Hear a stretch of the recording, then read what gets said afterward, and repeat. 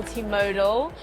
We're at the NEC Birmingham today, and I'm delighted to be joined by Rob Hardy from EORI. Afternoon. How are you, Rob? I'm good, thank you very much. Good. How are you enjoying the show so far? It's good, actually. We're only recently back from Munich, which is an enormous show. And I'm always slightly worried, Munich's every 2 years, that it takes some of the sting out of multimodal. Absolutely not. This is very, very impressive. I think it gets more impressive every year I come. And it's fabulous. I've hardly sat down. I've not eaten. It's quite normal. So I love it, love it, love it, love it. It's really good. So fresh off the bat from Munich, right back into multimodal. As someone who's been going to both those events for a long time, Well, not that long. I'm only young at this. what's one difference that you can already tell from the industry so far? Well, I think the industry's moving on. What you've obviously seen quite a lot here is the emergence of AI and computerization and data analytics and all this type of stuff that never, of course, used to exist in my good old days, you know. But I see a lot of that coming up. It's lovely to see people looking more at supply chain than just transport and logistics. They're actually looking at end to end and how do we add value, and we see ourselves as part of that as well. But the AI piece, I mean, I don't know whether it's a dot-com bubble to a bit, you know, it's kind of, I think we have to manage our expectations in some of these areas, where at the moment there's this massive surge of AI, but it's only as clever as the information you put in it, and it's important that we sort of keep our expectations under control. But look, it's buzzing, and then it's always, you know, it's a good show when you've been here for like 6 hours, as I've been here, and I've seen about 10% of it so far, because it's everybody connecting. I love it. We've actually changed our approach this year completely. Actually, is we normally had very salesy, very sort of stand-up tables and chat. We're going to do this. We're going to do that. We said actually no, let's not do that anymore. It's not. I don't see this. It's a fantastic networking event for us that has some sales. But I'm not coming here to actually say what was my return on investment. My return on investment is I'm here. That's my return on investment. So we've changed it now, and we've got sofas and cushions, and it's already more chilled out. Because if I'm sitting in the business saying, I'm going to de-stress the frontier and the border and customs for you, what better way than having a really sort of chilled out area to tell you about that? So it's working really well so far. People like it. So going back to what you were saying about technology becoming more and more of a thing. Yes. How does that play into, say, with changing trade rules that we have going on at the moment, small businesses staying compliant? Do you think that technology is playing a big part in that? I think it should. I don't think it is enough, to be fair. I did a talk last year at this event, and I haven't changed my mind since then, or I haven't changed my mind since about 4 years ago when I did that talk, which is, it's not about customs declarations, it's not about borders, it's about data. Everything is about data. And if you get your data flowing, then that's 85% of trade anywhere in the world. It's only the last 15% which are unique to that territory.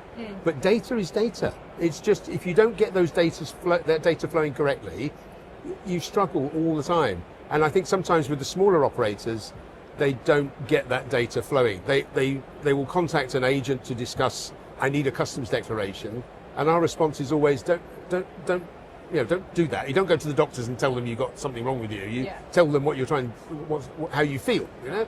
So we're actually saying to them, what are you trying to achieve? And talk to me about the data flows. Because we had a situation where our sales were onboarding a lot of customers, but we weren't getting any business because nobody had talked about the data. Right. Everyone was just saying, I've got all this customers. Nobody's giving us the load. We just got the customer, you know. So if we get the data flows right, everything falls into place. Same everywhere, and we're looking at that now globally, as the UK is looking more global. So interesting times. Do you think it's the most important way for smaller companies, to stay compliant at the moment, or is there another contender for you?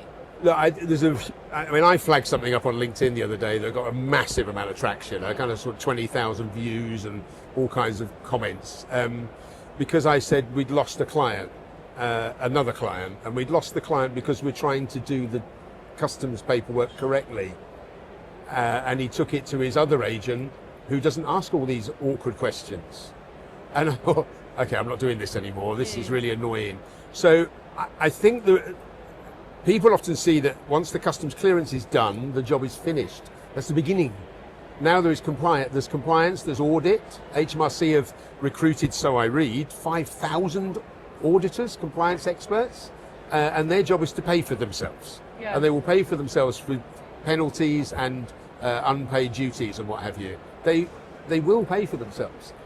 And we're not going to sit there and see. I wrote another thing today that I said, don't think that you can just get the truck cleared. Don't make an error to get the truck cleared, because you might find it's your office you're clearing next, because it's get it right. Just because it's cleared doesn't mean it's cleared. It means you've got the truck through the frontier. Yeah. So be aware. Don't have too many agents, and test your agent. Make sure they're capable of doing the right job for you. So the EORI group have also been in the press recently. Yes. Partnering with 360 Pay. Yes. Can you tell us a little bit more about that? I can. We were always 67% Oakland International, who is a UK food distribution business for retail, long life chilled and what have you, and the balance was me. And Oakland have done us no harm. They've been a very good partner, very supportive partners through the growth through Brexit, and we went from under $1 million turnover to sort of 18 million turnover in 12 months. So it's quite a growth, if you like. So they were very supportive in that phase. But going forward, we were kind of, is it the right partner for us for the next stage of our development? And equally, Oakland were sort of having the same feelings as well. So the 360 Pay guys I've known for 25 years. I used to be a director of one of their businesses many years ago. So we had a kind of conversation. We said that our ideal client is a foreign logistics operator. 360 Pay's clients are foreign logistics operators, one of the largest. They've got 25,000 clients in Europe, 44 offices in Europe, and they're not particularly strong in customs. So it was an absolute perfect fit, and it doesn't challenge any of our customers, because they're not competitive with any of our customers. 360 Pay's business is ferries, road tolls, alpine tunnels.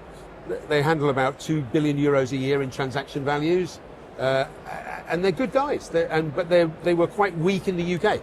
Yeah. So they're not weak in the UK anymore. And it's come with an M&A pot for us to go looking to expand. So, and the only pressure we're getting from them at the moment is who are we buying next, rather than the figures. We don't seem to mind about the figures. The figures are good, but it's all, what's the next step? What's the next step? We've got to grow, because we think, as normal, Brexit came along, the market mushroomed, and it had to, because there wasn't enough capacity, and there's always this kind of inertia of growth where it overgrows, and now there's a real consolidation period where people are starting to look at customs and saying, that was a massive growth, 21, 22, now it's becoming a bit of a headache. Yeah. And if business doesn't grow, it doesn't grow. It's like, we always used to say, if you're not moving on an escalator that's going up, you have to walk backwards.